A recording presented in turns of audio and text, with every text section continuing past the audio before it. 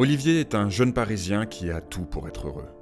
D'ailleurs, jusqu'il y a peu, il est épanoui dans sa vie familiale et professionnelle. Mais Olivier a un problème. Depuis que le mystérieux coronavirus s'est déclaré en Chine, quelque chose a changé.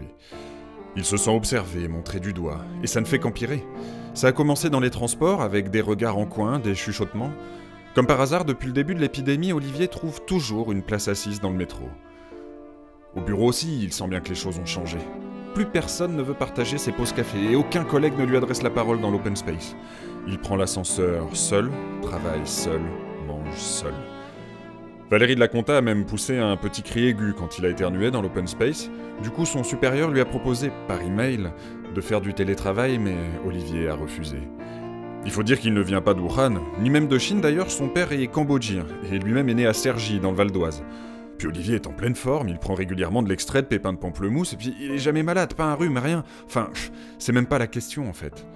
Olivier regrette l'époque où on lui demandait, à cause de ses origines, de choisir les sushis ou de jeter un œil sur un ordi qui rame.